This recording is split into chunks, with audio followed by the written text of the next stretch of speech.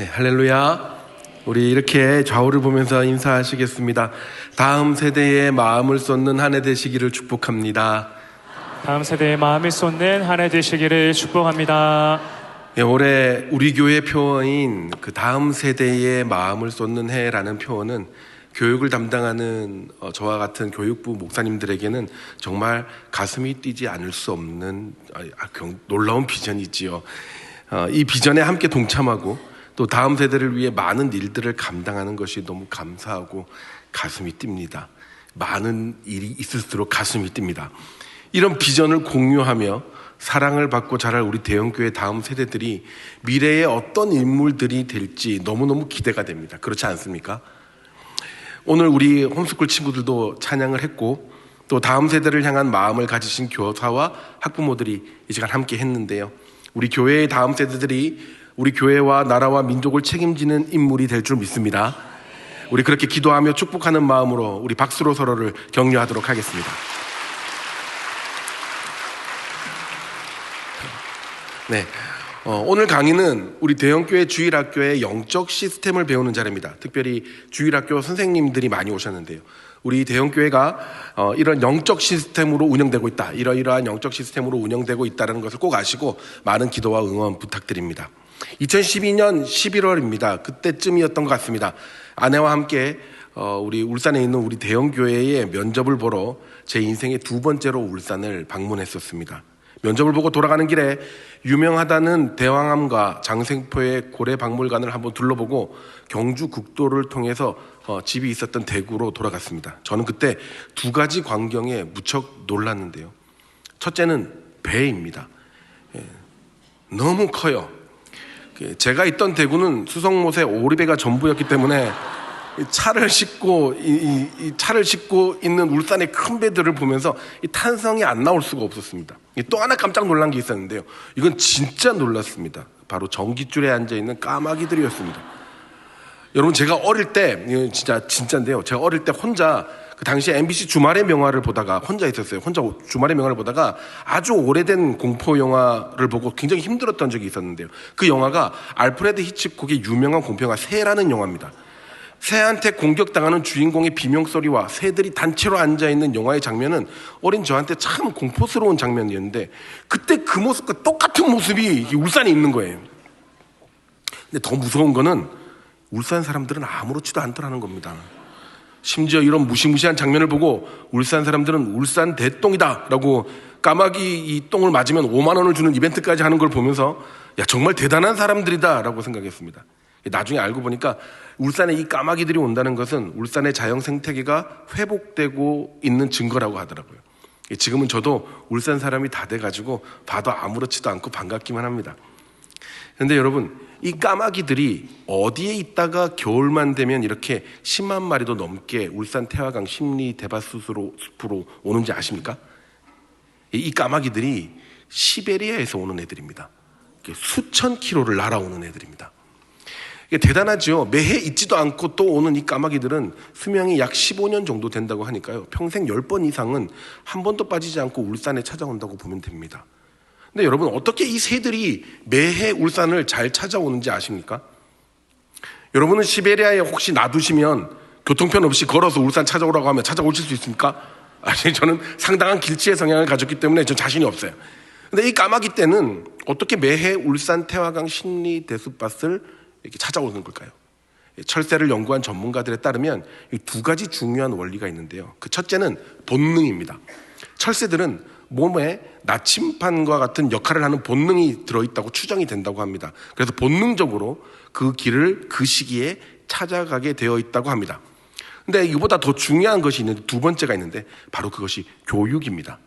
이 파트릭 비올름이라는 응용과학 교수는 5년간 철새를 추적한 결과 첫 장거리 여행을 나서는 어린 새들은 어디로 방향을 잡아서 어떤 속도로 날아야 될지, 또 중간에 어디서 쉬어야 될지, 어떻게 배를 채워야 될지, 어떻게 포식자들을 피할지를 아빠 새로부터 철저하게 배운다는 것을 발견했다고 합니다. 여기서 중요한 지점이 이겁니다. 분명히 까마귀들에게는 남쪽으로 날아갈 수 있는 나침반이 내장이 되어 있는데, 그래서 본능적으로 목적지를 갈 수 있게끔 창조되어 있는데, 왜 또 아빠 세의 교육이 필요한 걸까요? 가만히 놔둬도 되지 않을까요? 바로 이것 때문입니다. 미조, 길을 잃은 새라는 뜻입니다. 새들이 수천 킬로를 이동하다 보면 태풍과 같은 이상기후 혹은 적들의 공격 때문에 반드시 무리에서 이탈해서 길을 잃는 새들이 생긴다고 합니다. 어떤 새들은 태풍 때문에 수백 킬로나 먼 곳에 떨어지기도 한다고 합니다. 근데 그랬을 때 그들이 다시 목적지까지 어떻게 찾아올 수 있느냐? 놀랍게도 아빠 새로부터 교육을 받아본 새들은 길을 잃어도 스스로 경로를 수정하고 바른 길을 찾아올 가능성이 매우 크다고 이야기합니다. 그래서 본능이 있어도 교육이 필요한 것입니다. 그래서 교육의 시스템이 필요한 것이죠. 아무리 인간의 본능이 하나님을 향하게 되어 있다고 하지만 요즘의 세상은 하나님으로부터 멀어지게 하는 문화들로 가득 차 있습니다. 마치 태풍 속의 철새처럼 우리 다음 세대들이 흔들리고 방향을 잃고 있다는 겁니다. 이럴 때 우리 주일학교와 각 부서들 안에서 믿는 사람의 모습을 보여주고 가르치고 이끌어주는 시스템이 잘 갖춰져 있다면 간혹 잠시 길을 잃었다 할지라도 반드시 우리 다음 세대들이 회복할 수 있는 겁니다. 사랑하는 여러분, 우리는 오늘 우리 대형교회 주일학교와 부서 시스템에 대해서 다시 배우고 확인하는 시간을 가집니다. 오늘 하나님의 말씀에 순종하여 담임 목사님께서 세운 목회 철학대로 세워진 우리 대형교회 주일학교의 영적 시스템을 바르게 이해하고 그리고 우리 다음 세대들이 안전하게 자라나는 토대를 만들어주시는 우리 귀한 성도들 되시기를 예수님의 이름으로 축복합니다. 오늘 우리가 읽은 느헤미야 3장은 성벽을 재건하는 구체적인 내용입니다. 비록 포로에서 귀환해서 독립적으로 살아가고 있었지만 성벽이 없어서 항상 적의 위협 속에 있었던 이스라엘 민족은 수치와 조롱을 당하면서 비참한 삶을 살고 있었습니다. 여러분, 이스라엘 백성들에게 예배의 중심이었던 예루살렘의 성벽은 단순한 담벼락만의 의미가 아닙니다. 그들에게 성벽은 정체성이었습니다. 그들에게 성벽은 이방 민족과의 구별이었습니다. 인접한 땅에 살고 있지만 그들과 우리는 구별되었고요. 우리는 하나님의 거룩한 백성으로 살아야 한다는 긍지와 결단의 울타리 역할을 하는 게 성벽이었던 것이죠. 그런데 이 성벽이 무너졌습니다. 복구되지 않는다는 것은 거룩함이 상실된 것과 같은 것입니다. 그 소식을 들었던 느헤미야는 자신의 편안함을 버리고 조국 이스라엘에 들어와 백성들을 가르치고 응원하며 약 3km 되는 성벽을 52일 만에 완공합니다. 여러분, 시리와 패배감에 빠져있던 이스라엘 백성들이 어떻게 52일 만에 이 대공사를 마무리할 수 있었을까요? 바로 두 가지 원칙이 지켜졌기 때문입니다. 그 첫째는 정체성이었고요. 둘째는 그 정체성을 잘 구현해낼 수 있는 이 조직적 역할이었습니다. 이 두 가지가 느헤미야 3장에 나오는데요. 느헤미야 3장에는 많은 사람들이 반복적으로 같은 일을 하는 모습이 나열되어 있는 것처럼 보입니다. 그러나 사실은 교회 공동체에 아주 중요한 원칙이 나옵니다. 바로 우리 대형교회 주일학교의 영적 시스템이 여기서 출발하는데요. 우리 다 같이 따라하겠습니다. 소명자로서 힘은 합치고 일은 나눈다. 소명자로서 힘은 합치고 일은 나눈다. 네, 한 번 더 할까요? 소명자로서 힘은 합치고 일은 나눈다. 소명자로서 힘은 합치고 일은 나눈다. 느헤미야 3장의 백성들은 부름받은 소명자로서 힘의 연합과 일의 분담이라는 원칙으로 성벽을 재건합니다. 여기서 말하는 힘을 합친다는 말은 같은 방향으로 가야 된다는 말입니다. 그리고 일을 나눈다는 것은 같은 방향으로 가되 각자의 역할에 충실하는 것을 뜻합니다. 그러니까 내가 하나님의 백성으로서 부름을 받았다는 정체성이 섰다면 같은 방향으로 힘을 합치되 일을 나누며 각자의 역할에 충실해야 할 때 그때 52일의 기적이 일어난다는 겁니다. 근데 이걸 거꾸로 하면 큰일이 납니다. 힘을 나누고 일을 합친다. 여러분, 생각만 해도 끔찍하지 않습니까? 방향이 나눠지고 일을 한 사람이 몰아서 한다. 여러분, 이거는 금방 분열되고 망하는 조직이죠. 2012년에 제가 처음 신임 교육자로 왔는데 각 부서 탐방을 이렇게 시키거든요. 그때는 여기가 어딘지 저기가 어딘지 막 그냥 끌려다닙니다. 그냥 선임 목사님 말씀하시면 내가 나가리다. 그러면서 이제 가요. 처음으로 어와나라는 곳에 갔습니다. 아마 이제 저기 주차장에 있던 그 가건물이었을 거예요. 애들이 얼마나 게임을 열심히 하는지요. 정말 보기 좋더라고요. 근데 갑자기 뒤에서 구경하고 있는데 게임 진행하시는 선생님께서 여러분, 우리 교회에 새로운 목사님들이 오셨습니다. 이분들이 대표로 줄다리기를 하겠습니다. 이러시는 거예요. 처음 와서 여기가 어딘지도 모르는데 줄다리기부터 시키더라고요. 어와나는 무서운 조직이에요. 근데 이제 보니까 일반 줄다리기가 아니었어요. 여러분, 사방 줄다리기라고 혹시 해보셨는지 모르겠어요. 전 처음 해봤거든요, 그때. 뒤에서 애들이 이게 그냥 자기 앞에 서 있으면 우리 목사님이에요. 목사님 이겨라, 우리 편 이겨라, 목사님 이겨라, 우리 편 이겨라 이러는데 정말 지면 큰일 날 것 같은 거예요. 그래서 일단은 양말부터 벗고, 처음 교회를 왔는데 양말부터 벗고 진심으로 대했어요. 진심으로 줄다리기를 했습니다. 굉장히 무서운 공동체예요, 하나. 그때 저하고 같이 왔던 신임 교육자가 이제 손정희 목사님, 김승태 목사님이었거든요. 근데 다행히 손정희 목사님 그때 다른 데 가셨었고, 김승태 목사님하고, 그리고 그때 줄다리기 하는 김승태 목사님하고 저하고, 그때 어하나를 담당하던 이제 그 한 분이 계셨어요. 호리호리시 하는 분이 안 계셨고, 그리고 어하나 집사님하고 이렇게 4명이서 사방 줄다리기를 하게 된 거예요. 보니까 어하나 목사님이 그렇게 안 커요. 그리고 김승태 목사님하고 저하고 그 어하나 목사님하고 또 그 집사님하고, 여러분 줄다리기 하면 누가 이기겠습니까? 여러분, 제가 이분들한테 영성은 안 돼도 줄다리기는 자신이 있었거든요. 저 그래도 해병대에서 민광군 연합체육대회 때 줄다리기 대표 선수였습니다. 여러분, 제가 100m 달리기 대표는 아니잖아요. 그러니까 한 달 동안 이 군대에서 줄다리기 대표를 하면 한 달 동안 소나무가 뽑힐 때까지 줄을 매서 당기는 연습을 하루 종일 합니다. 아침에 일어나서 선임들을 리어카에 태우고 운동장을 몇 바퀴를 돌아야 되는지 몰라요. 정말 힘을 키우는데 최선을 다합니다. 그래서 저는 제대를 했지만 줄다리기는 나름 자신이 있었거든요. 야, 그런데요, 당기는데 힘이 너무 많이 드는 거예요. 정말 입을 꽉 깨물었어요. 진짜 저도 모르게 입을 꽉 깨물고 자세를 최대한 낮추면 당기는데 안 당겨지는 거예요. 제가 봤을 땐 당겨줘야 되는 상대방들인데 안 당겨지는 거예요. 제 맞은편에 분명히 제가 봐도 제가 쉽게 이길 목사님이었거든요. 김태 목사님 쉽게 이길 수 있었거든요. 근데 양옆에 내 편도 아니고 네 편도 아닌 사람들이 또 당기고 있으니까 여러분, 이거 너무 힘든 거예요. 몇 배나 힘들어요.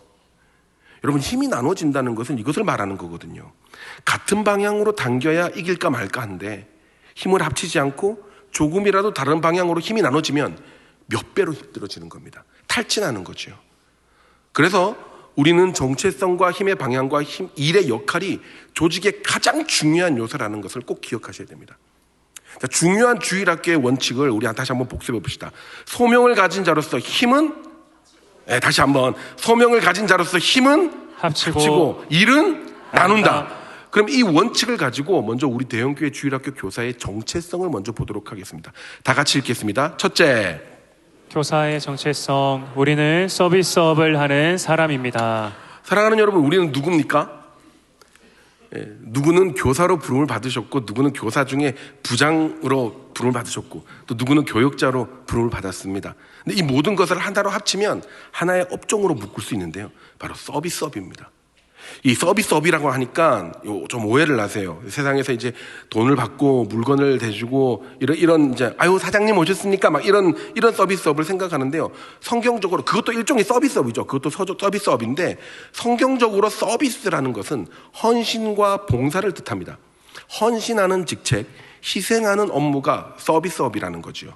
이 정체성에 대해서 조금만 더 알아보면 일의 신학 주석이라는 아주 방대한 책이 있어요. 여러 신학자들이, 유명한 신학자들이 쓴 일에 대해서 쓴 책이 있는데 그 책의 창세기 편에 서비스업의 성경적 기원에 대해서 에제르라는 단어를 꼽습니다. 에제르, 돕는 자라는 뜻인데요, 하나님이 연약한 인간을 도울 때 쓰는 단어입니다. 에제르. 그러니까 성경적 서비스업은 강하고 성숙한 사람이 공동체의 연약한 자를 구제하고 온전하게 하는 정말 고귀한 사역을 말하는 겁니다. 다시, 성경에서의 서비스업은 강하고 성숙한 사람이 공동체 속의 연약한 자를 구제하고 온전하게 하는 고귀한 사역을 말하는 겁니다. 내가 서비스업에 부름을 받았다는 것은 먼저 성숙한 사람으로서 공동체의 연약한 사람을 온전하게 하는 아주 고귀한 사역에 부름을 받은 겁니다. 사랑하는 여러분, 우리는 모두 서비스업에 부름을 받았습니다. 때문에 교회나 부서가 우리를 위해 존재하는 게 아닙니다. 우리가 교회와 부서를 위해 존재하는 겁니다. 여러분, 이게 굉장히 중요한 개념입니다. 부서나 직책을 통해서, 자리를 통해서 나의 존재감이 드러나는 것이 목적이 아닙니다. 나의 어떠한 만족감을 이루는 것이 목적이 아니에요. 내가 빛나기 위해서, 내 영역을 확보하기 위해서 그 부서에서 서비스업을 열심히 하는 게 아닙니다. 나의 헌신을 통해 교회의 연약한 자들이 온전한 그리스도인이 되게 하는 거룩한 사역을 감당하는 것이 바로 우리들이 하는 서비스업이라는 거죠. 그럼 여기서 중요한 것이 있습니다. 이 서비스업에 부르신 분이 누구십니까? 누가 부르셨습니까? 하나님이 부르셨죠. 하나님이. 소명을 주신 이가 하나님이시라는 겁니다. 하나님이 필요를 채우기 위해 우리를 부르셨다는 겁니다. 이것을 잊으면 안 됩니다. 그래서 사역하면서 항상 하나님의 눈과 귀를 두려워하고 의식하면서 사역해야 됩니다. 여러분들이 누군가한테 하는 말, 누군가한테 하는 수군거림, 비난과 비판을 제일 먼저 하나님이 듣고 계십니다. 우리 담임 목사님께서 늘 말씀하시지요. 하나님이 사진 찍고 계십니다. 우리 사역의 순간, 삶의 순간순간을 하나님이 찍고 계신다는 거예요. 그래서 누가 몰라줘도 진심을 다해 사역하면, 누가 알아주는 사람이 없어도 하나님이 알아주실 거라는 위로도 있는 반면에, 사역의 마음이 순전하지 않을 때 그 마음도 하나님이 기억하신다는 것을 알아야 됩니다. 그리고 또 하나 중요한 것이 있는데요. 우리는 교회를 세우기 위해 이 역할을 하는 사람들입니다. 이 우선순위를 놓치면 안 됩니다. 더 정확하게는 하나님의 필요가 담임 목사님을 통해 우리 대형교회에서 채워지기 위해 우리가 부름받은 사람들이에요. 이게 진짜 중요한 내용인데요. 제가 예전에 LMTC라는 평신도 선교훈련을 받은 적이 있어요. 목회자를 하기 전에. 이 선교훈련을 받은 사람들이 이제 다 단기 선교를 나가는데, 그때마다 모든 단기 선교팀에서 빠지지 않는 아주 중요한 공통적인 기도 제목이 있습니다. 바로 이건데요. 하나님, 사역지에 갔을 때 선교사님의 필요를 채우는 동역자가 되게 하소서. 이게 기도 제목이었어요. 모든 단기 선교팀들 제목마다 꼭 있어요. 좋은 기도 제목이고 좋은 기도 문구예요. 그런데 웃긴 거는 국내에서 교회와 교회의 지도자를 위해 이런 기도를 하는 사람을 잘 못 봤어요. 국내에서 교회 사역을 하는 것도 똑같이 교회를 세우는 것인데 선교지에서 하는 기도를 우리는 하지 않습니다. 여러분, 우리가 교회를 위해 꼭 해야 하는 정말 필요한 기도 제목이 뭐냐면, 하나님, 우리 대형교회에서 담임 목사님의 필요를 채우는 성도가 되게 하소서. 이 기도를 꼭 해야 되는 겁니다. 내가 오늘 맡은 자리에서 담임 목사님의 필요를 채우는 성도가 되게 하소서. 맡은 부서의 사역자들의 필요를 채우는 성도가 되게 하소서. 교회의 필요를 채우는 성도가 되게 하소서. 이것이 우리 정체성을 결정짓는 아주 중요한 기도 제목인 겁니다. 이런 기도하시는 성도들 되시기를 축복합니다. 근데 문제가 있어요. 이렇게 출발했다 하더라도 자꾸 정체성을 잊어버립니다. 그래서 이런 부르심에 대한 정체성을 유지하기 위해서 우리가 사역을 하는 이유와 동기를 잊으면 안 되는데요. 그게 뭐냐 하면 바로 은혜와 감사입니다. 그게 뭐라고요? 은혜와 감사입니다. 우리는 은혜와 감사의 마음으로 이 일을 해야 합니다. 죄인이었던 나라는 사람, 연약하고 한참 모자랐던 나라는 사람, 구원받을 자격이 없는 나라는 사람을 은혜로 부르신 하나님, 이 귀한 교회를 세우는 일과 이 귀한 영혼을 맡기신 하나님께 감사함으로 이 사역을 감당해야 된다는 겁니다. 담임 목사님께서는 이 마음을 우리에게 황송함과 황공함의 자세라고 늘 가르쳐 주십니다. 여러분, 황송함과 황공함의 자세라는 것은 고마워서 어쩔 줄 몰라 하는 마음 자세입니다. 내가 이만큼이나 은혜를 받을 사람이 아닌데, 내가 이렇게 귀한 영혼들을 감당할 사람이 아닌데 어떻게 나에게 이런 일을 맡겨주시지? 그 죄송스러운 마음과 민망한 마음까지 가시는 것이 황송함과 황공함입니다. 우리는 구원을 받을 자격이 없는 사람이에요. 감히 하나님의 존전 앞에 나올 수도 없는 죄인이었는데 예수 그리스도의 피값으로 구원해 주신 것도 모자라서 주의 귀한 영혼을 맡으라 부르신 그 황송함의 은혜를 반드시 기억해야 한다는 겁니다. 여러분, 이게 왜 중요하냐면요, 제가 이제 총신대원을 합격을 하고 정말 감사했어요. 하나님께서 나를 부르셨다는 그 확신이 들으니까 너무 감사한 거예요. 그래서 신대원에서는 합격하자마자 동계어학 강좌라는 게 있어요. 헬라어, 히브리어를 이렇게 쭉 배우는 2달 동안 겨울 내도록 배우는 진짜 힘든 과정이 있거든요. 아침부터 저녁까지 매일 시험 치고 공부하고 막 그렇게 합니다. 근데 제가 헬라어, 히브리어를 되게 점수를 잘 받았어요. 막 2등, 3등 막 이렇게 했거든요. 막 97.8, 99점이 막 이랬어요. 여러분, 저는 학부를 신학을 안 했어요. 그런데 어떻게 그럴 수 있었냐? 제가 자꾸 제 자랑하는 거니까 거북하시죠? 조금만 기다리세요. 반전이 기다리고 있어요. 제가 이 길을 갈 수 있게 하나님께서 나를 불러주셨다라는 생각이 너무 많이 드는 거예요. 그래서 동계어학 2달 동안 새벽 5시에 일어났어요. 4시 반, 5시에 일어났어요. 매일같이 일어나서 찬양하면서 도서관으로 걸어갔어요. 걸어가서 저절로 찬양하면서 그 자리에 앉는데요. 찬양이 나를 지으신 이가 하나님, 나를 부르신 이도 하나님, 나를 보내신 이도 하나님, 나를 나된 것은 다 하나님 은혜라. 이 찬양 부르는데 눈물이 그렇게 나요. 나를 부르신 게 제가 어떤 사람인지 아니까 감사함으로 너무 감사해서 눈물이 그렇게 나요. 그렇게 열심히 공부했어요. 그러니까 당연히 성적이 좋죠. 은혜 의식을 가지고 황공함을 가지고 삶을 살면 여러분 인생의 성적이 좋아집니다. 그런데 제가 자신 있게 이 이야기를 했던 이유는요, 지금부터예요. 그 은혜 의식이 봄바람이 부니까 딱 없어져요. 봄이 따뜻하게 지나가니까 몸도 마음도 긴장도 풀리는 거예요. 그렇게 감사하며 먹었던 신대원의 밥이 그렇게 맛이 없어져요. 반찬에 불만이 생겨요. 또 이 반찬이야. 학교에 대한 불만이 많아요. 숙제를 왜 이렇게 많이 내줘? 꼭 필요한 숙제고 공부해야 되는 신학인데 왜 이렇게 숙제를 많이 내줘? 교회에 대한 불만도, 사역하고 있는 교회에 대한 불만도 생겨요. 아니 이렇게 열심히 공부하고 있는데 또 사역을 이렇게 많이 시키면 어떡하는 거야? 내 몸이 피곤하고 내가 힘들어지니까 은혜 의식이 사라지는 거예요. 정말 신기한 거는 성적도 딱 불만 점수만큼 급락했습니다. 은혜 의식이 사라지니까 인생의 성적이 떨어져요. 여러분, 감사와 은혜의 의식이 떨어지니까 인생의 성적이 떨어져요. 꼭 기억하십시오. 우리의 정체성에서 절대로 잊어서는 안 되는 것이 바로 은혜 의식입니다. 자격 없는 나를 부르신 이가 하나님이십니다. 보내신 이도 하나님이시며 내가 지금 사역하는 나의 나됨은 모두 하나님의 은혜인 줄 믿습니다. 이 은혜 의식이 사라지는 순간 부서에 대한 불만, 목회자에 대한 불만, 교회와 성도에 대한 비판, 비난, 수군거림, 분노가 올라오는 거예요. 사랑하는 여러분, 하나님에 대한 황송함과 황공함을 잊지 말고 자격 없는 나를 부르신 하나님에 대한 은혜의식으로 사역하시는 우리 귀한 선생님들과 성도 여러분들 되시기를 주의 이름으로 축복합니다. 그리고 난 다음에 우리 정체성에서 또 알아야 될 것이 바로 우리가 섬기는 대상입니다.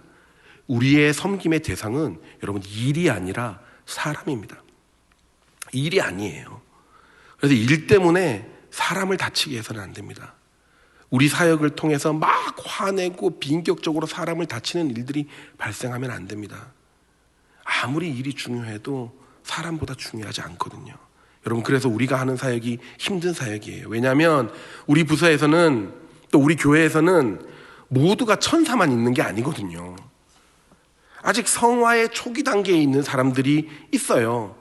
그걸 알고 사역해야 됩니다. 담임 목사님께서 자주 말씀하시죠. 교회 내에 10사람 중에 2명에서 3명은 정말 좋은 사람, 정말 천사보다 좋은 사람들이 있습니다 라고 얘기죠. 그런 사람들을 VVIP라고 합니다. Very very important person. 이런 사람들을 어떤 목사님이 그렇게 표현했어요. 생각만 해도 눈시울이 붉어지는 사람. 너무너무 감동하고 감격해서 생각만 해도 눈시울이 붉어지는 사람. 이런 사람이 있으시지요. 생각만 해도 고맙고 눈시울이 붉어지는 사람이 분명히 있습니다. 여러분, 이런 분들이 먹을 거라도 하나 챙겨주면 그게 그렇게 고맙고 힘이 나요. 단순히 먹을 거 하나 때문이 아니지요. 진짜 눈물이 납니다. 예전에 중등부 수련회 때였는데요. 한 번은 저 혼자 수련회를 1차, 2차를 다 해야 될 때가 있었어요. 근데 그때 여러분, 제가 꼼꼼하지 못하거든요. 보기에도 그렇잖아요. 막 꼼꼼하지 못해요. 그래서 뭘 자꾸 이렇게 빠뜨리고 와요. 근데 제가 이제 수염이 잘 나는데 면도기를 빠뜨리고 온 거예요. 근데 거기가 이제 막 멀리 있는 데니까 정말 죄송한데 이제 나이가 저보다 많으신 우리 이제 임원 집사님한테 부탁할 수밖에 없는데 일회용 면도기 500원 하는 거 하나만 사주세요. 예, 너무너무 죄송해요. 이렇게 부탁을 드렸어요. 이분이 와서 면도기를 탁 주시는데요. 목사님, 면도는 좋은 걸로 하셔야 됩니다. 이러면서 질레트를 사주는 거예요. 저는 500원짜리를 그랬는데 15,000원짜리 사준 거예요. 여러분, 그게 그렇게 눈물이 나요. 그래서 제가 뭐라고 강의할 때마다 뒤에서 응원해 주시고 뒤에서 중보기도 해주시고 음료수 챙겨주시고 뭐 얼마나 그게 고마운지요. 여러분, 그런 분들이 먹을 거 주면 얼마나 감사하고 눈시울이 붉어지고 감사합니까? VVIP들이죠. 그런데 반면에 먹을 거 주면 더 불안한 사람들이 있어요. 왜 나한테 이런 걸 주지? 뭐 이런 생각이 들 정도로 불안한 사람들이 있을 수 있겠죠. 아직 저희 대형교회에서는 만나지 못했습니다. 10명 중에 한두 명은 너무 힘든 사람이 교회에 있다고 담임 목사님 이야기하셨죠.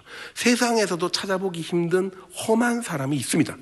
이런 사람을 VDP라고 합니다. Very drained person. 바짝바짝 마른 사람, 메마른 사람, 자기도 메말랐고 하다못해 자기뿐만 아니라 목회자와 성도들의 피를 바짝바짝 말리는 사람, 온갖 곳을 다니면서 비난하고 비판해서 말을 만들어내는 사람, 화내는 사람, 인격적으로 마음을 아프게 하는 사람, 자기가 드러나야 하는 사람, 이런 사람이 같이 혼돈해 있는 곳이 바로 교회라는 겁니다. 여러분, 우리 스스로 생각해 볼까요? 여러분, 나는 교회에서 VVIP입니까? 혹시 VDP가 아닙니까? 내가 섬기는 대상 중에 VDP가 있습니까?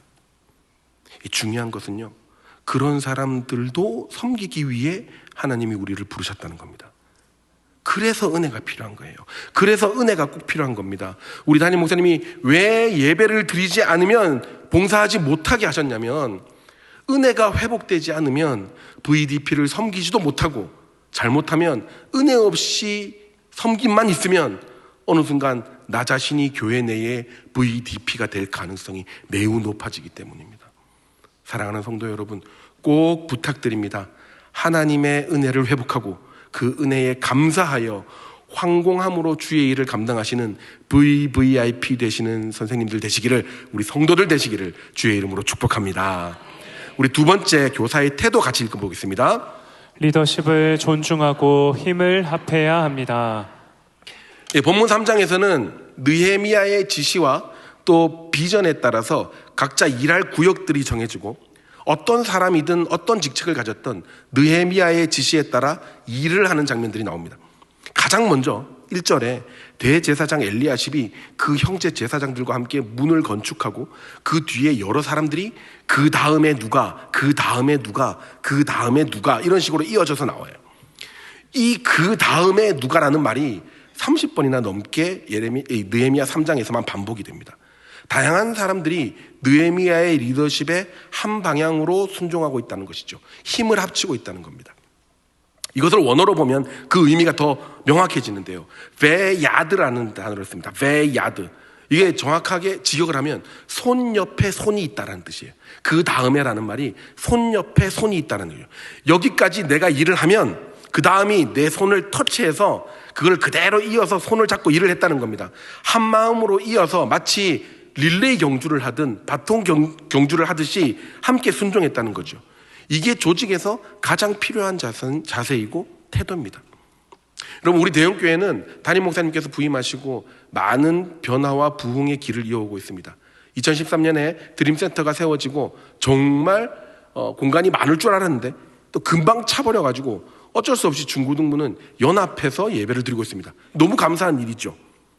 이제 5월이 되면 이 맞은편에 글로벌 비전 센터가 또 준비되고 있지 않습니까? 너무 감사한 일이에요.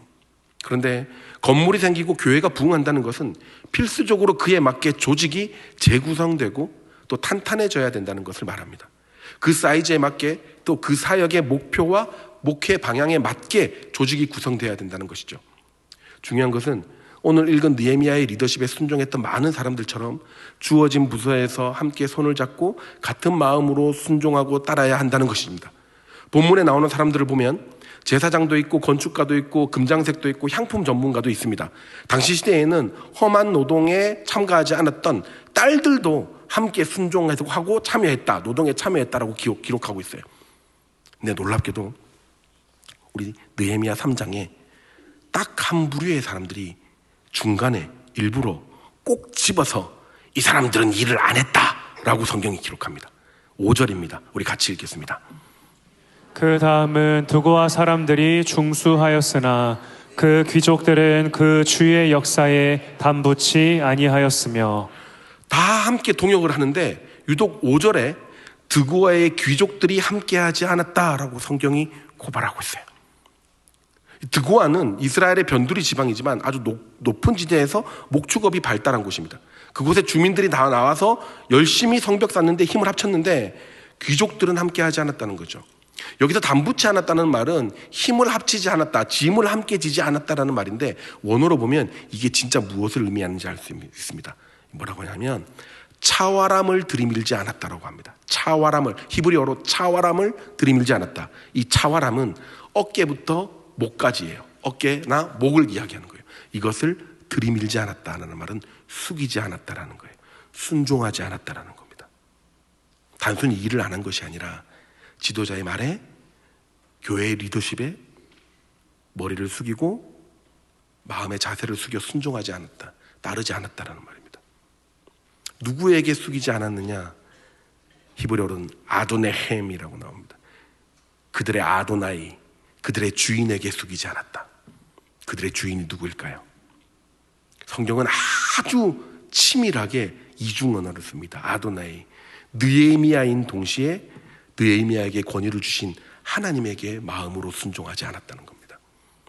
모두가 같은 마음으로 가야 되는데 교회의 질서에 순종하지 않는 사람이 있었고 그 사람은 아도나이, 느헤미야와 하나님 동시에 순종하지 않는 것과 같다라고 기록한 겁니다. 오늘날 교회 공동체에서도 하나님께서 주시는 목회적 사역 방향에 순종하지 않는 사람이 분명히 있을 수 있습니다. 그 사람은 아무리 신분이 대단해도, 아무리 돈이 많아도, 소위 교회의 경력이 많아도, 일을 너무너무 잘해도 아무 소용없습니다. 보십시오. 성경은 그 드고아의 귀족들이 느헤미야에게 순종하지 않았다라고 말하지 않아요. 그가 아도나이에게, 그의 주인에게 순종하지 않았다라고 말합니다. 그 주인은 느헤미야도 말할 수 있고 하나님도 말할 수 있는 이중 언어예요. 교회의 권위와 그 사역에 힘을 합치지 않고 나의 목과 어깨를 순종하지 않는 사람은 하나님께 순종하지 않는 사람이다라고 기록한 것이죠. 그래서 우리는 우리 교회의 조직이 어떻게 되어 있는지를 보시고 순종할 대상에게 순종하시는 것이 하나님께 순종하는 것입니다.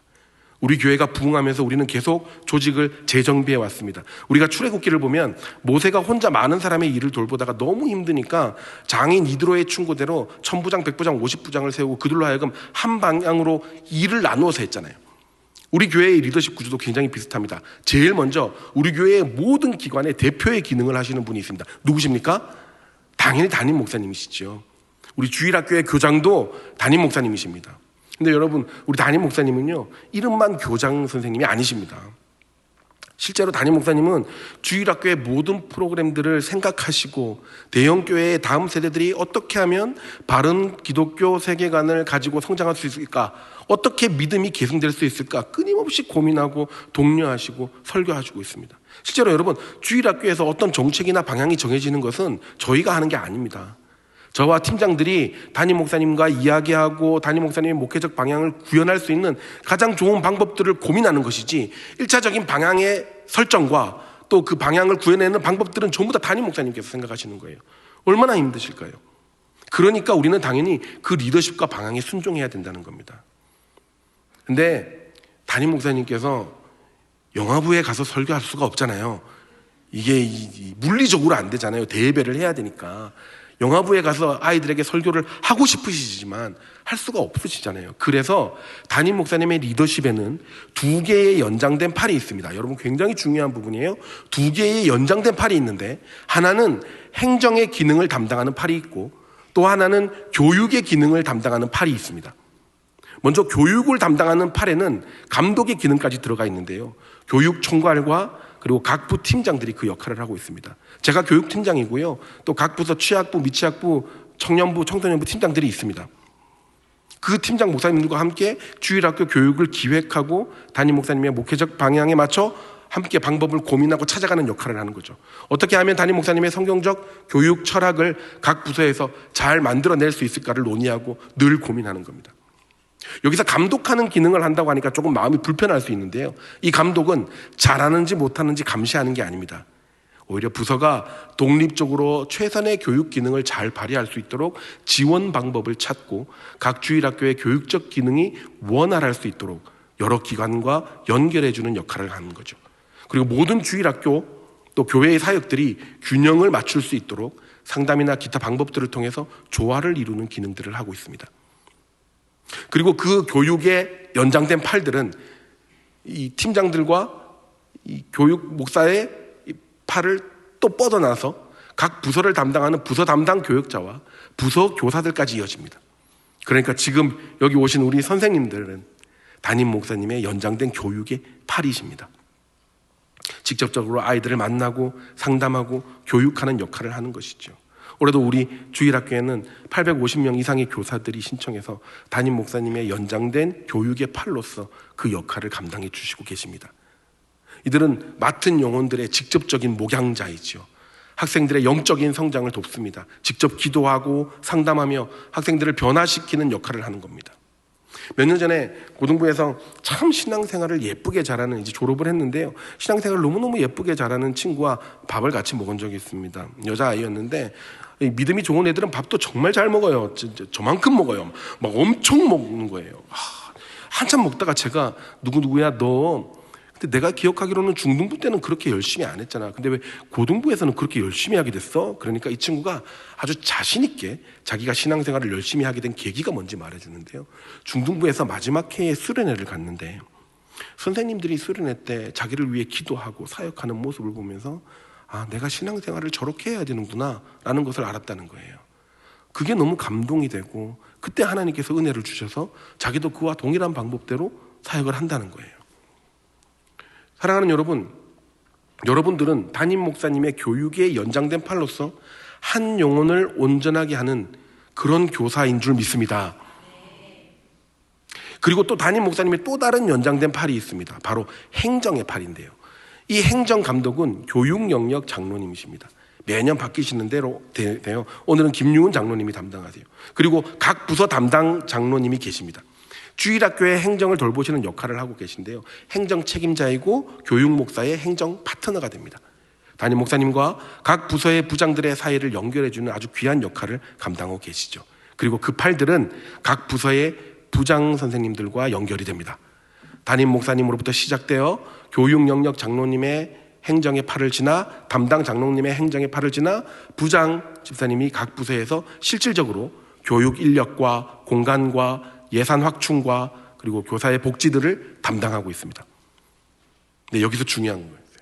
이 부장, 부감의 뜻을 정확하게 정립하셔야 됩니다.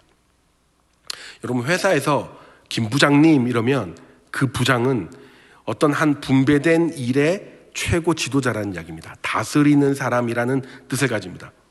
물론 교회 부서 부장도 일반적으로는 한문을 그 부장을 씁니다. 분명히 그런 뜻도 있기 때문에 쓰죠. 그런데 그게 전부가 아니에요. 그게 전부인 걸로 생각하면 큰일입니다. 교회에서의 부장의 의미는 그게 전부가 아니에요. 여러분, 우리 부교육자들 할 때 우리 부교육자들을 한문으로 하면 교육자는 여러분 아시니까 앞에 부자가 무슨 부자인지 아십니까? 제일 처음에 거는 부장님 할 때 부자예요. 한 부서의 교육자. 그러면 제가 문제 내볼게요. 부교육자는 한 부서의 교육자라는 얘기다. 1번. 2번. 아닐 부자. 아무것도 아닌 사람들이란 얘기다. 부교육자는 3번. 도울 부자. 버금가는 부자. 도울 부자. 목사님이 위임을 받아 목사님을 도우며 교육 사역을 하는 사람이다. 여러분 1번, 2번, 3번 중에 뭘 것 같습니까? 그렇죠. 쉽지요. 그러면 우리 교회의 부장 집사님으로 한번 넘어가 봅시다. 교회의 부장 집사님은 어느 한문을 써야 어울릴 것 같습니까? 여러분, 교회의 부장이라는 단어는 단어에도 분명히 도울 부자를 쓰는 것이 교회 주일학교 부장 집사님은 맞습니다. 가장 교역자를 잘 돕는 부서의 장이라는 뜻이 있다는 것을 아셔야 돼요. 부장은 교역자와 함께 교역자의 편에서 교역자를 가장 잘 도와주는 행정 파트너가 되어 주셔야 됩니다. 절대로 이 기준을 넘으시면 안 돼요. 부장은 교역자와 함께 교역자의 편에서 교역자를 가장 잘 도와주는 행정 파트너가 되어야 됩니다. 반드시 교역자와 부장 집사님은 한 팀이 되셔야 돼요. 교육과 방향에 있어서 교역자를 신뢰하고 교역자가 그 교육들을 잘 이루어낼 수 있도록 진심으로 행정적으로 돕는 역할을 하는 그 일을 감당하시는 분들이 바로 부장 선생님들의 역할입니다. 그러니까 싸우면 안 돼요. 부장님이 교역자의 역할까지 다 하려고 하면 너무너무 힘든 조직이 됩니다. 조금 어려움이 있어도 교사들을 잘 독려하고 교회의 방향에 맞게 함께 가게 해야 되는데 반대로 일을 하시는 분들이 다른 교회에서는 많다고 들었어요. 우리 교회에서는 제가 본 적이 없고 다른 교회에서는 진짜 많다고 들었어요. 여러분, 그러면 진짜 큰일 납니다. 어떤 교회에서 실제로 있었던 일이에요. 그분이 진짜 전국적으로 유명한 강사셨는데 정말 좋은 목사님을 모셨어요. 부서 목사님을 모셨어요. 전국에서 진짜 알아주는 목사님이셨어요. 근데 이 목사님이 그 해에 여름 수련회를 진행을 하는데 그 교회는 역사적으로 아주 무구한 전통이 있어요. 항상 중등부와 고등부가 싸워서 오는 그런 교회였거든요. 여러분, 부서 간에 절대로 싸우면 안 됩니다. 아니, 이 아이가 중등부에 있다가 몇 년 뒤면 고등부로 오려고 우리 아이가 되고 또 몇 년 뒤면 청년부가 되는데 뭐 하려고 그렇게 목숨 걸고 싸우는지 이해를 못 하겠어요. 근데 이게 이제 그 목사님이 오시고 이제는 화합할 때가 됐다라고 생각을 한 거예요.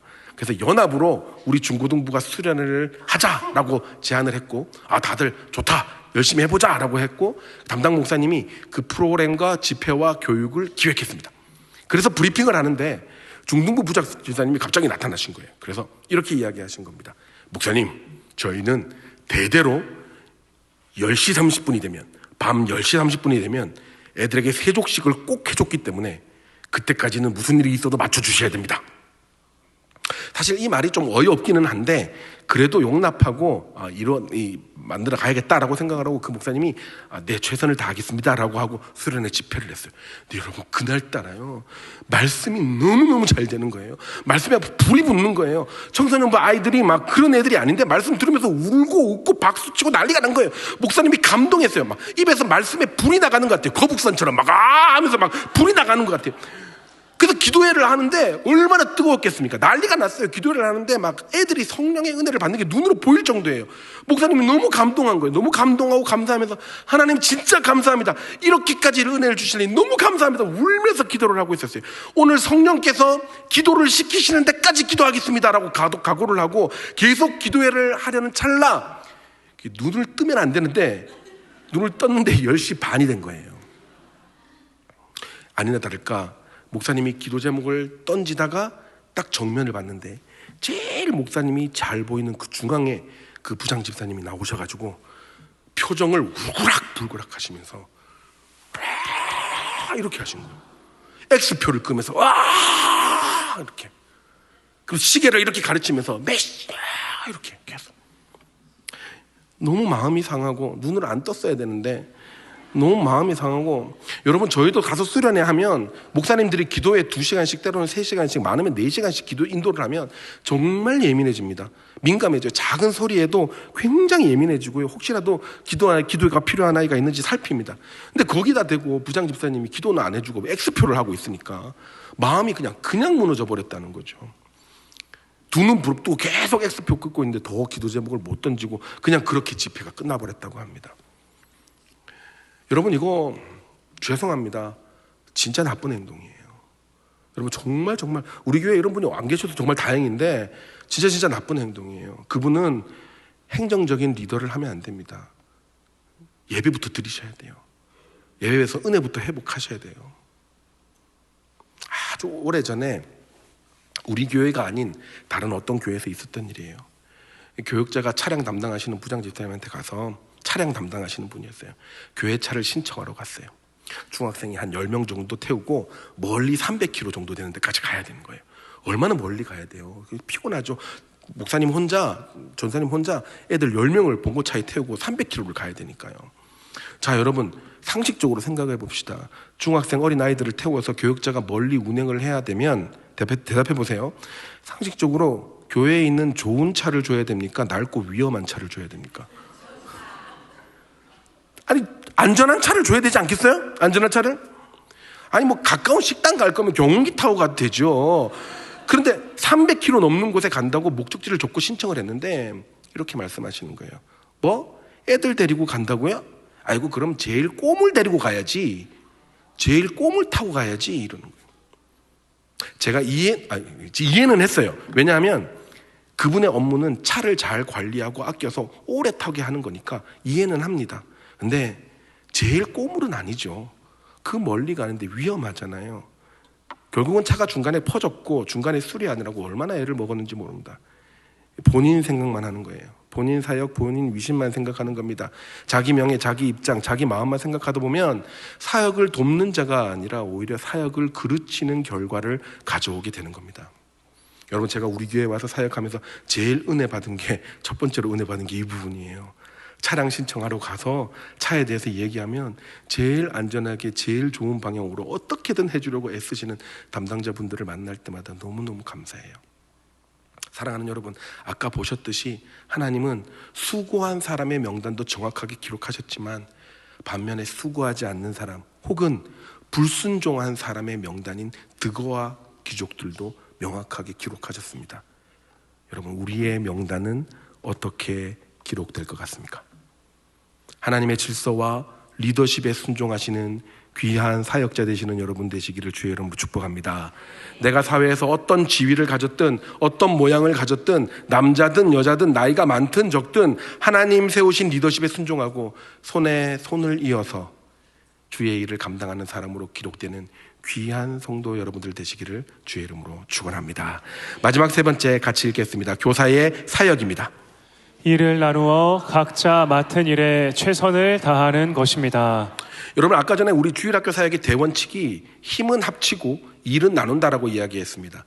만약에 반대로 힘이 나누어지고 일이 합쳐지면 어떻게 될까요? 제일 먼저 담임 목사님이 탈진하십니다. 기억하세요? 절대로 탈진해서는 안 되는 분이 우리 교회의 담임 목사님이신데, 만약에 우리가 힘을 나누고 일을 합치게 되면 제일 먼저 담임 목사님이 탈진하십니다. 그 일부터 처리하시느라 다른 일을 하지 못하시고 탈진하세요.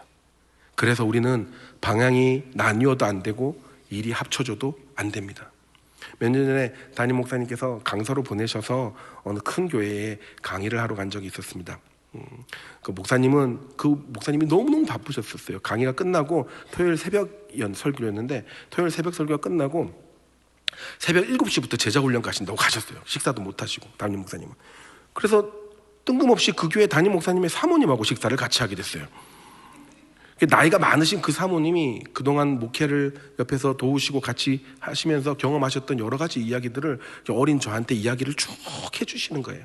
정말 많은 일들이 있었더라고요. 그래서 제가 정말 조심스럽게 말씀드렸습니다. 사모님, 진짜 노고가 많으셨어요. 얼마나 힘드셨겠어요. 그러니까 사모님이 그렇게 이야기해요. 목사님, 제가 앞에서 욕하고 저기서 다른 팀이, 다른 사람들이 나를 공격하고 우리한테 총 쏘고 대포 쏴도 하나도 안 무서워요. 하나도 안 아파요. 당연히 그럴 거라고 생각했으니까요. 그런데 뒤에서 던진 칼에 맞으니까 너무너무 아프고 힘들어요. 여러분, 이게 무슨 말이에요? 내부적으로 칼을 던졌다는 거예요. 내부적으로 비판하고 비난하고 탈진하게 힘이 나눠졌다는 거예요. 이게 제일 위험하고 탈진시키는 일입니다. 우리의 사역이 이런 결과를 가져오면 안 된다는 거예요. 그러면 일은 어떻게 나누느냐? 느헤미야 3장 28절부터 32절까지는 두 번째로 반복되는 문장이 나오는데요. 바로 이 문구가 반복이 됩니다. 자기 집과 마주대한 부분을 중수하였고라는 문장입니다. 계속 나와요. 누군가가 자기 집과 마주대한 부분을 중수하였고, 누구는 자기 집과 마주대한 부분을 중수하였다. 또 누구는 자기 집과 마주대한 부분을 중수했다. 이렇게 나와요. 이 말이 뭐냐면 누구든지 자기 집 앞에 자기 것들을 책임졌다는 겁니다. 내부적으로 싸우고 이런 갈 것 없이 자기 거를 철저하게 자기 거를 담당해서 했다는 거예요. 내게 맡겨진 부서, 내게 맡겨진 영혼, 내게 맡겨진 일에 대해서 경중을 따지지 않고 책임지고 일했다는 겁니다. 무임승차하지 않았다는 거예요. 방관하고 있지 않았다는 겁니다. 사랑하는 여러분, 내 집과 마주한 부분, 지금 맡겨진 내 일에 경중을 따지지 말고 항상 귀한 주의 일이기에 책임을 다해 그 일들을 감당하는 귀한 성도들 되시기를 축복합니다. 여러분, 오늘 성벽을 재건하면서 느헤미야 3장에서 제일 귀한 일을 담당했던 사람이 누구였을까요? 보통은 하나님께 구별된 재물을 통과시키는 양문이라고 있어요. 동문인데요. 그 양문을 고친 1절의 대제사장이 아닐까라고 볼 수도 있고요. 또 15절에 보면 샘문을, 기혼샘과 그리고 실로암 샘물을 이렇게 연결시키는 문을 중수하는 그 샘의 문을 연결하는 그 문을 고친 그 사람이 아닐까라고 생각이 되기도 합니다. 그런데 저는 그 15절 샘문을 고친 사람 바로 위에 14절에 레갑의 아들 말기야라는 사람이 일을 한 것이 제일 은혜로웠습니다. 우리 다 같이 한번 읽어보겠습니다. 본문은 메탁겔의 지방을 다스리는 레갑의 아들 말기야가 중수하여 문을 세우며 문짝을 달고 자물쇠와 빗장을 갖추었고, 메닥겔렘 지방을 다스린 레갑 가문은 지금으로 따지면 울산 시장 정도 되는 가문입니다. 명망이 있는 가문이지요. 도지사나 시장 가문이 어떤 문을 맡았냐 하면 분문입니다. 분문, 순 우리나라 말로 하면 똥문입니다. 성의 모든 배설물들이 버려지기 위해 통과하는 문, 꼭 필요하지만 누구도 맡지 않으려는 문, 반드시 필요하지만 절대 드러나지 않고 사람들이 피하기만 하는 그 문, 그 문을 시장의 가문에서 맡았다는 겁니다. 하나님은 똑같이 양문이나 샘문이나 분문이나 똑같이 귀하게 보신 겁니다. 내가 낸데 어떻게 화장실 청소하냐, 그게 아닙니다. 똑같이 내 앞에 주어진 일을 감당하며 하나님의 사역을 완성하는데 최선을 다했다는 겁니다. 저는 이 일이 제일 귀하다고 생각합니다. 몇 년 전에 우리 교회 어떤 부장지사님이 수련회가 끝난 후에, 수련회가 끝나면 그렇게 애들 방에 화장실이 막혀요. 그 화장실을 뚫고 다니면서 땀을 뻘뻘 흘리며 저한테 웃으며 애들이 진짜 건강하네요, 이렇게 미소를 지었던 걸 아직도 기억합니다. 여러분, 우리 하나님께서는 얼마나 그 미소를 귀하게 생각하시고 그것을 느헤미야 3장처럼 기록하고 계실까요? 사랑하는 여러분, 힘은 합치고 한 방향으로 내게 주어진 나누어진 일들에 최선을 다하는 성도분들 되시기를 축복합니다. 교회의 리더십으로부터 내게 주어진 일에 순종하시고 비교하지 말고 화합하며 진짜 다음 세대의 마음을 쏟아 우리 대형교회의 다음 세대가 한국 교회의 주역이 되는 그 날을 중수하는 우리 귀한 느헤미야 3장의 주인공 되시는 여러분 되시기를 예수님의 이름으로 축복합니다. 말씀을 마무리하겠습니다. 교회 교육 전문가 스튜어트 커밍스 본드 목사님은 이 시대의 주일학교의 위기를 이야기하면서 다음과 같이 주일학교 모습을 그렸습니다. 마치 한쪽 귀가 없는 미키마우스 같은 모습을 그리면서 교회와 전혀 다른 모습으로 교회에 기생하는 부서가 된 희한한 주일학교를 그려냅니다. 주일학교가 교회 안에 속해 있지도 않고 교회와 동떨어져 나가 있지만 독자적이지는 않고 마치 일종의 혹덩어리나 혹은 누군가의 말처럼 암덩어리처럼 교회 옆에 기생하는 세포 덩어리가 된 모습이죠. 한 교회인 것 같지만 한 교회가 아닌 이상한 모습이 되어가고 있다는 겁니다. 이에 대해서 2014년 팀 라이트 목사님은 이런 제목을 붙입니다. Sunday School Our Kids Out of Church. 정확한 뜻은 이렇습니다. 주일학교가 우리 아이들을 교회 밖으로 내쫓았다. 충격적인 말이죠. 우리는 교회가 주일학교 부서가 부흥되는 모습을 보고 희망을 가졌는데 그러나 정작 그 교회를 가장 잘 안 나가는 세대를 양산했다는 말입니다. 전혀 교회로서의 모습을 가지지 못한 세대, 교회를 사랑하지 않고 반목하는 세대, 교회 안에 들어오지 않고 이상한 신앙인의 형태를 가진 이름만 기독교인을 양산했다고 벌써 반성하고 있는 겁니다. 사랑하는 여러분, 왜 이렇게 된 줄 아십니까? 그 영혼들을 담당하는 교사가 교회 안에 들어오지 않기 때문입니다. 교회 안에 순종하지 않고 그 리더십에 순종하여 한 마음으로 사역하지 않고 힘을 합치지 않아 힘을 나누고 일을 한 사람한테 몰아주면서 이상한 주일학교가 되기 시작한 겁니다. 그런 주일학교 교사와 그런 주일학교의 분위기 속에서 자란다면 그 주일학교 학생들도 똑같아집니다. 우리의 태도와 말과 행동을 통해 아이들의 신앙을 이어받는다는 것을 기억하셨으면 좋겠습니다. 무너져가는 다음 세대의 성벽을 재건하는 우리의 모습대로, 순전한 우리의 모습과 하나의 힘을 합쳐 하나의 방향대로 다음 세대를 재건해가는 귀한 여러분들 되시기를 주의 이름으로 축복합니다. 교사로 부르신 소명을 정확하게 이해하고 특별히 담임 목사님의 목회 방향에 순종하며 하나님께 황송한 마음으로 사역하시기를 부탁드립니다. 교회의 리더십들에게 순종해 주십시오. 그리고 주일학교 모든 사역에 담임 목사님의 목회 철학이 담긴 하나님의 마음이 녹아날 수 있도록 연장된 팔로서의 기능을 다해 주시기 바랍니다. 절대로 반목하지 말고 화합하십시오. 힘은 합치고 일을 나누어 우리가 주의 일을 담당해낼 때에 우리 대형 교회 주일학교는 앞으로도 정말 귀한 부흥의 세대를 키워낼 것이라 믿습니다. 그 귀한 일에 함께 동역하며 교회를 세워가는 우리 모든 귀한 교사와 좋은 성도들이 되시기를 예수님의 이름으로 축복합니다. 우리 이 시간 다 함께 찬양하고 함께 합심해서 기도하도록 하겠습니다.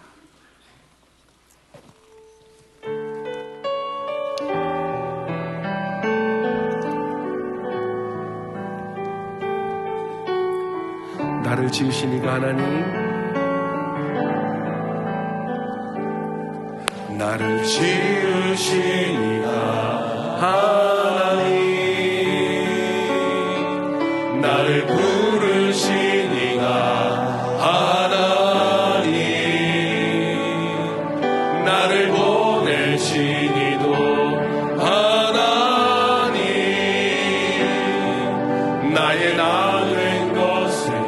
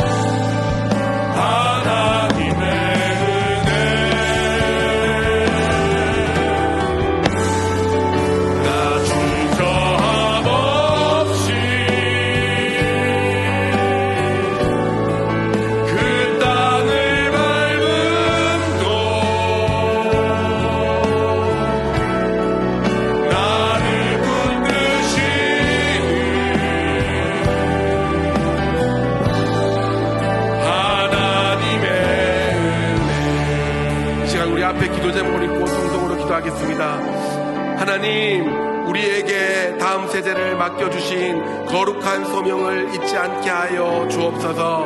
하나님께서 세우신 리더십에 순종하게 하시고 항상 은혜의식을 가지고 사역하게 하시며 부르신 일에 최선을 다해 다음 세대를 세우는 역할을 감당하게 하여 주옵소서. 우리를 교회되게 하심에 감사드립니다. 교회를 온전하게 세워 우리 대형교회의 다음 세대들이 믿음의 세대가 되게 하여 주옵소서. 우리 다같이 주의 이름 한번 크게 외치고 기도하도록 하겠습니다. 주여